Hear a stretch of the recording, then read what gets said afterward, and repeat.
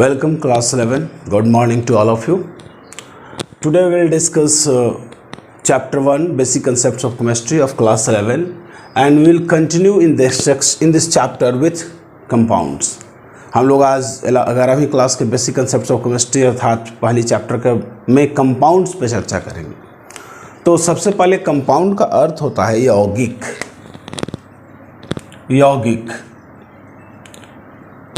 यौगिक एक pure substance है, शुद्ध पदार्थ है, मेड अप ऑफ, जो कि बना होता है केमिकल कॉम्बिनेशन ऑफ टू और मोर एलिमेंट्स, दो या दो से अधिक एलिमेंट्स या तत्वों के रासायनिक संयोग। केमिकल कॉम्बिनेशन का मतलब होता है रासायनिक संयोग, रासायनिक संयोग, कॉम्बिनेशन माने संयोग और केमिकल माने रासायनिक, प्योर माने शुद्ध, सब्सटेंस माने पदार्थ, मेड अप ऑफ मतलब होता है बना हुआ है, बना होता है। तो इसका मतलब हुआ टू और मोर, दो या दो से अधिक एलिमेंट्स का मतलब होता है तत्व। तो दो या दो से अधिक तत्वों का बना होता है। तो एक कंपाउंड क्या है? एक शुद्ध पदार्थ है, मेड अप ऑफ, जो बना होता है केमिकल कॉम्बिनेशन, रासायनिक संयोग से, ऑफ टू और मोर एलिमेंट्स। लेकिन ये जो कॉम्बिनेशन होता है वो फिक्स्ड रेशियो में होता है, निश्चित अनुपात में होता है, और ये फिक्स्ड रेशियो बाय वेट हो सकता है, फिक्स्ड रेशियो बाय वेट, यानी भार के अनुसार। वेट में होता है भार, फिक्स में होता है निश्चित, प्रोपोर्शन में होता है अनुपात, और वेट में हो गया भार। तो भार के एक निश्चित अनुपात में दो या दो से अधिक तत्व आपस में संयोग करके, रासायनिक संयोग करके कंपाउंड बनाते हैं। रासायनिक संयोग का मतलब क्या है? दो या दो से अधिक एलिमेंट्स आपस के एटम्स आपस में इस तरह से जुड़ते हैं कि एक नया पदार्थ बन जाता है, अर्थात उनके जो दो या दो से अधिक एलिमेंट जुड़े, उनके एटम का गुण खत्म होकर के एक नया गुण बन जाता है। सो कंपाउंड्स और कंपोनेंट या constituent elements do not show their properties, individual properties, यानी जिन कंपाउंड से, जिन एलिमेंट से बना है कंपाउंड, उन एलिमेंट्स का गुण नहीं पाया जाएगा, बल्कि क्या होगा? Instead they show a new set of properties, उनमें एक नया गुण बन जाएगा। एग्जाम्पल के तौर पे आप देख सकते हैं कि हाइड्रोजन और ऑक्सीजन से बनता है वाटर, हाइड्रोजन और ऑक्सीजन के रासायनिक संयोग से बनता है वाटर। तो वाटर में हाइड्रोजन या ऑक्सीजन का गुण नहीं पाया जाएगा, एक नया गुण पाया जाएगा जो कि वाटर का होगा। एग्जाम्पल के तौर पे हाइड्रोजन जलता है लेकिन वाटर बुझाता है, हाइड्रोजन जलने का काम करता है और ऑक्सीजन जलाता है किसी चीज़ को, लेकिन वाटर बुझाने का काम करता है। हाइड्रोजन गैस है, ऑक्सीजन गैस है, लेकिन वाटर लिक्विड है। तो इन दोनों से इसका गुण बिल्कुल भिन्न होता है। सो यौगिक या कंपाउंड का जो गुण होता है उनके अवयवी तत्वों से, अर्थात अवयवी परमाणुओं से या अवयवी पदार्थों से बिल्कुल अलग होता है। दो चीज़ें आपको प्रॉपर्टीज हम कंपाउंड्स के प्रॉपर्टी में देखेंगे। पहला प्रॉपर्टी तो ये है कि ये बना होता है दो या दो से अधिक एलिमेंट्स के केमिकली कॉम्बिनेशन से, और एक केमिकली कॉम्बिनेशन हमेशा फिक्स रेशियो में होता है, वेट के, भार के फिक्स रेशियो में होता है। पहला गुण तो यही डेफिनेशन से ही हमने लिया है कि ये बना हुआ है दो या दो से अधिक तत्वों का, और ये तत्व आपस में रासायनिक संयोग करते हैं, केमिकली कंबाइन करते हैं, और ये केमिकल कॉम्बिनेशन एक निश्चित अनुपात में, एक फिक्स रेशियो में होता है। और दूसरा ये है कि कंस्टिट्यूएंट या कंपोनेंट या कंस्टिट्यूएंट एलिमेंट्स, कंपोनेंट या कंस्टिट्यूएंट का मतलब होता है अवयवी, और एलिमेंट का मतलब हो गया तत्वों। तो अवयवी तत्व जो होते हैं, अवयवी तत्व do not show their individual property, अपना निजी, इंडिविजुअल मतलब निजी। तो कंस्टिट्यूएंट तत्व जो, यानी कंस्टिट्यूएंट एलिमेंट जो हैं, अवयवी तत्व जो हैं, अपना निजी गुण नहीं शो करते हैं, नहीं प्रदर्शित करते हैं, डू नॉट शो, प्रदर्शित नहीं करते हैं। तो क्या होता है? इंस्टेड, इसके बदले में क्या होगा?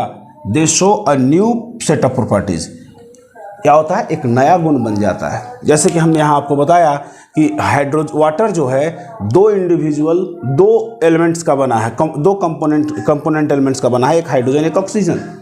तो जब एक केमिकली कंबाइन कर जाएगा तो वाटर में ना तो हाइड्रोजन का इंडिविजुअल गुण प्रॉपर्टी रहेगा, ना ही ऑक्सीजन का इंडिविजुअल प्रॉपर्टी रहेगा, इंस्टेड एक नए प्रॉपर्टी वाटर का निर्माण होगा। सो दो इंपॉर्टेंट पॉइंट्स हमने आपको अभी बताया। पहला, ये जो कंपाउंड है दो या दो से अधिक एलिमेंट्स का बनता है और ये एलिमेंट आपस में केमिकली कंबाइन करते हैं और ये कॉम्बिनेशन एक निश्चित अनुपात में होता है भार के। दूसरी बात, कंपोनेंट या कंस्टिट्यूएंट या अवयवी तत्व जो होंगे वो जिनसे कि कंपाउंड बनेगा उन तत्वों का गुण कंपाउंड में नहीं उपस्थित होगा, बल्कि एक नया गुण ही बन जाएगा। यहाँ जैसे हमने बताया वाटर, हाइड्रोजन और ऑक्सीजन दो कंपोनेंट एलिमेंट का बना है, लेकिन वाटर में हाइड्रोजन का और ऑक्सीजन का गुण नहीं मिलेगा, आपको एक नया गुण मिलेगा इसमें।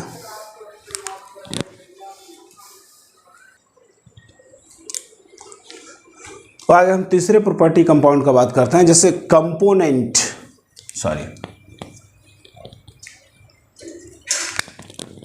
कंपोनेंट एलिमेंट्स, जो अवयवी तत्व हैं उनको अलग किया जा सकता है कंपाउंड से। Component elements can be separated only by a chemical method. लेकिन ये जो सेपरेशन होगा, जैसे इसमें वाटर था, वाटर में हाइड्रोजन ऑक्सीजन दोनों है, तो इसमें हाइड्रोजन ऑक्सीजन को हम अलग कर सकते हैं, जिन तत्वों से बना है उन तत्वों को हम अलग कर सकते हैं। लेकिन अलग करने की प्रक्रिया जो होगी एक केमिकल रिएक्शन के द्वारा होगी, एक केमिकल प्रोसेस होगा, फिजिकल मेथड द्वारा इसको हम अलग नहीं कर सकते। कंपाउंड्स के कंपोनेंट्स को कभी भी फिजिकल मेथड द्वारा अलग अलग नहीं किया जा सकता। जब भी अलग होगा तो केमिकल मेथड से होगा, अलग होगा लेकिन केमिकल मेथड से होगा। जबकि हमने आगे देखेंगे कि जो इम्प्योर सब्सटेंस होता है मिक्सचर, उसके कंपोनेंट्स को आप फिजिकल मेथड से अलग कर सकते हैं। और जो बात करते हैं, हम लोग बात किए थे एलिमेंट में, तो एलिमेंट को ना तो फिजिकल ना केमिकल दोनों में से किसी मेथड के द्वारा उसे ब्रेक नहीं किया जा सकता। हाँ, उसे ब्रेक न्यूक्लियर मेथड से किया जाता था, लेकिन यहाँ पर हमने बात किया कि कंपाउंड्स के जो कंपोनेंट होते हैं उनको सेपरेट कर सकते हैं, लेकिन कौन सी प्रक्रिया होगी, केमिकल मेथड होगी, ना कि फिजिकल मेथड। तो एक इन तीनों प्रॉपर्टीज़ को एक एग्जाम्पल के द्वारा देखें। जैसे हमने एक यौगिक लिया वाटर H2O, तो इसमें दो कंपोनेंट एलिमेंट है H और O, दो अवयवी तत्व हैं H और O, यानी कि वाटर, हाइड्रोजन और ऑक्सीजन दो तत्वों के कॉम्बिनेशन से, केमिकल कॉम्बिनेशन से बना है, रासायनिक संयोग से बना है।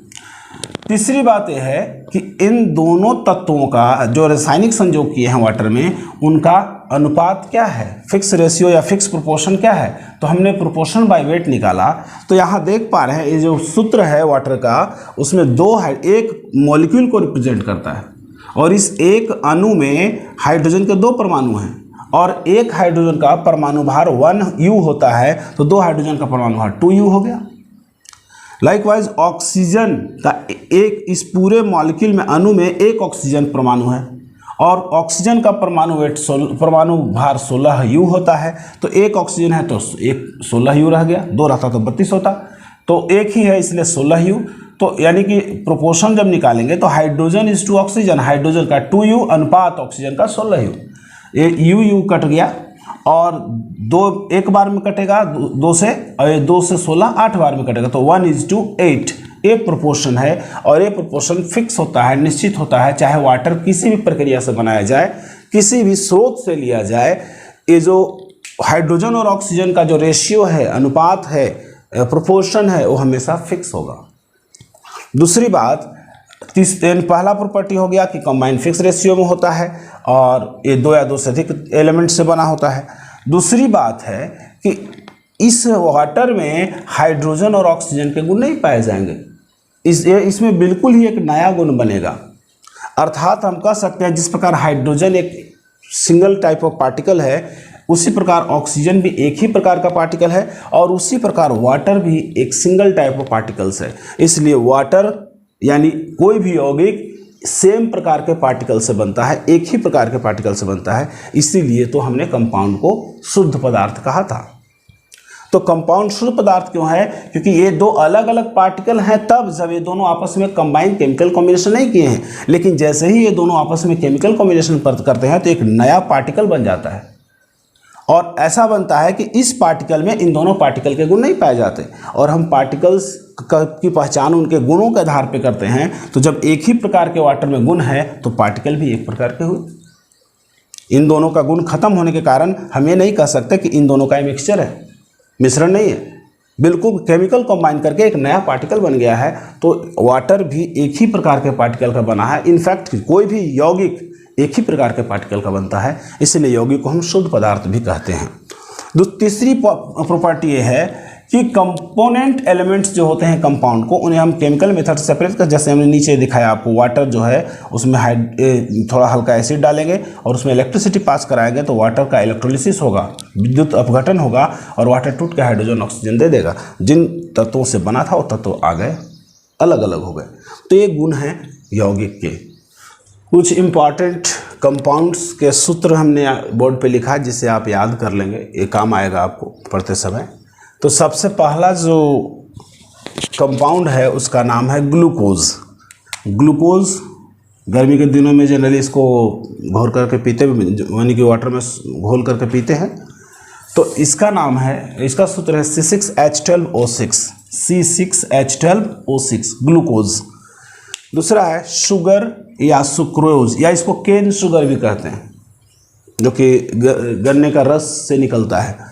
इसको हम कहते हैं C12H22O11, यानी C12H11 H22O11, C12H22O11, C12H22O11। Urea जो यूरिन में पाया जाता है, मूत्र वगैरह में पाया जाता है, इसका सूत्र है NH2CONH2, और यूरिया का उपयोग हम खाद के रूप में भी करते हैं। यह सूत्र ये वाला है, दोनों में से कोई याद, या दोनों, ये ज़्यादा आसान है, वो स्ट्रक्चर के रूप में है तो इसे आप याद रखेंगे। कार्बन डाइऑक्साइड का सूत्र है CO2। इसी प्रकार नाइट्रोजन डाइऑक्साइड का NO2, carbon monoxide CO, acetic acid CH3COOH and nitric oxide का NO। तो ये कुछ सूत्र हैं, महत्वपूर्ण हैं, जिन्हें आप याद रखेंगे। बाकी मैं आपको एलिमेंट्स का सूत्र भी लिखना, कंपाउंड का सूत्र भी लिखना सिखाऊंगा, क्योंकि इससे पहले हम लोग एलिमेंट्स का सूत्र, तत्वों का सूत्र लिखना सीख चुके हैं। अब हम लोग कंपाउंड यानी यौगिक का सूत्र लिखना सीखेंगे। तो हम इम्पॉर्टेंट कंपाउंड्स या कंपाउंड्स का फार्मूला लिखने से पहले हम लोग रेडिकल्स के बारे में पढ़ें, क्योंकि बिना रेडिकल्स के बारे में जाने और बिना उसका संयोजकता या चार्ज उस पर जाने हम एलिमेंट्स यानी कंपाउंड्स का फार्मूला नहीं लिख सकते। तो आइए हम लोग सबसे पहले देखते हैं कि रेडिकल्स है क्या। रेडिकल्स को हिंदी में हम लोग मूलक कहते हैं। मूलक का मतलब होता है एटम या ग्रुप ऑफ एटम। एटम माने परमाणु और ग्रुप ऑफ एटम माने परमाणु का समूह। तो रेडिकल्स या तो एक परमाणु का बना हो सकता है या एक से अधिक परमाणुओं का समूह हो सकता है, बियरिंग पॉजिटिव और नेगेटिव चार्ज। और इस परमाणु या परमाणु के समूह पर या तो पॉजिटिव चार्ज होगा या नेगेटिव, या तो धनावेश होगा या ऋणावेश होगा। तो हम कह सकते हैं धनावेशित या ऋणावेशित परमाणु या परमाणु समूह बिहेव्स लाइक एन एटम, जो कि व्यवहार करता है। बिहेव्स माने व्यवहार करना, किसके जैसा? एक एटम के जैसा व्यवहार करेगा। तो रेडिकल का परिभाषा हम दे सकते हैं एटम और group of atoms bearing positive और negative charge and behaves like an atom is called radical. यानी कि धनावेशित या ऋणावेशित वे परमाणु या परमाणु समूह जो एक परमाणु की भांति व्यवहार करते हैं उन्हें मूलक कहा जाता है। ये जो मूलक या रेडिकल्स होते हैं वो दो प्रकार के होते हैं, पॉजिटिव रेडिकल्स या इसको हम बेस रेडिकल भी कहते हैं, नेगेटिव रेडिकल्स या इसको हम एसिड रेडिकल कहते हैं। तो इसका पॉजिटिव रेडिकल या बेस रेडिकल का हिंदी होता है धनात्मक या क्षार मूलक या धन मूलक भी कह सकते हैं। इसी प्रकार नेगेटिव रेडिकल या एसिड रेडिकल का हिंदी होता है ऋणात्मक मूलक या ऋण मूलक या इसको अम्लीय मूलक कहते हैं। इन दोनों में अंतर है, क्या अंतर है वो हम लोग देख लेते हैं, एक सम अप कर लेते हैं डिफरेंसेस को। तो 3 डिफरेंसेस मुख्य रूप से याद रखिएगा। पहला है कि पॉजिटिव रेडिकल्स जो होते हैं वो बेस से या क्षार से डिराइव होते हैं। हम लोग आगे के चैप्टर में क्षार वगैरह आगे हम बात करेंगे कि अम्ल क्षार क्या होते हैं।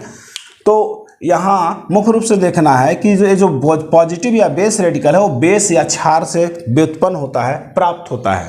व्युत्पन्न माने प्राप्त होना। इसी प्रकार नेगेटिव रेडिकल एसिड से प्राप्त होता है, जनरली सामान्य तौर पे व्युत्पन्न होता है, डिराइव्ड फ्रॉम एसिड्स। इसी प्रकार दूसरा पॉइंट ऑफ डिफरेंस है कि पॉजिटिव रेडिकल्स पे, चूंकि नाम में पॉजिटिव है तो पॉजिटिव चार्ज होगा, या नेगेटिव रेडिकल्स है नाम में नेगेटिव है तो नेगेटिव चार्ज इस पे होगा। ठीक उसी प्रकार तीसरा डिफरेंस जो दोनों में है वो generally made up of metals. Positive radicals सामान्य तौर पे धातु के बने होते हैं, जबकि नेगेटिव रेडिकल्स सामान्य तौर पे अधातु के बने होते हैं, नॉन मेटल के बने होते हैं। मेटल का बना है और नॉन मेटल का बना है। एग्जाम्पल के तौर पे सोडियम प्लस, सोडियम धातु है, एक पॉजिटिव चार्ज है, पोटेशियम प्लस एक पॉजिटिव चार्ज है, आयरन भी धातु है उस पर दो पॉजिटिव चार्ज है, Mg प्लस प्लस ये भी दो पॉजिटिव चार्ज है। दो पॉजिटिव चार्ज को आप 2 प्लस कर सकते हैं या दो को प्लस प्लस अलग भी लिख सकते हैं, सेपरेट सेपरेट। तो ये सभी जो रेडिकल हैं वो धातु के रेडिकल हैं, और धातु के रेडिकल्स क्या होते हैं, क्षार से प्राप्त होते हैं, और क्षार से प्राप्त हो इसलिए इसको हम बेस रेडिकल भी कहते हैं। और चूंकि इस पर पॉजिटिव चार्ज है इसलिए हमको पॉजिटिव रेडिकल भी इनको कहेंगे। यहाँ पर आते हैं तो इसके एग्जाम्पल है SO4 ये सब अधातु है, S भी अधातु है, O भी अधातु है, और नेगेटिव चार्ज है 2 Cl F O2 ये सब अधातु पर अधातु से बने हुए मूलक हैं, इसलिए इनको नेगेटिव चार्ज है इसलिए इनको नेगेटिव रेडिकल कहेंगे। और अधातु वाले मूलक कहाँ से प्राप्त होते हैं, एसिड से प्राप्त होते हैं, इसलिए इनको हम एसिड रेडिकल भी कहते हैं। तो ये कुछ डिफरेंसेस है। यहाँ एक एक्सेप्शन हमने बताया है, पॉजिटिव रेडिकल का एक्सेप्शन है H+, H3O+, NH4+। H+ को हाइड्रोजन आयन कहते हैं, H3O+ को हाइड्रोनियम आयन कहते हैं, और NH4+ को हम अमोनियम आयन कहते हैं। ये तीनों आयन पॉजिटिव रेडिकल हैं, धन मूलक हैं, और लेकिन ध्यान देना है कि ये तीनों अधातु के बने हुए। हाइड्रोजन भी अधातु है, ये हाइड्रोजन ऑक्सीजन अधातु है, नाइट्रोजन अधातु है, और हाइड्रोजन भी अधातु है। तो ये तीनों एक्सेप्शन है, अपवाद हैं। ये हैं तो पॉजिटिव या धन मूलक, लेकिन धातु के न बन करके अधातु के बने हुए हैं।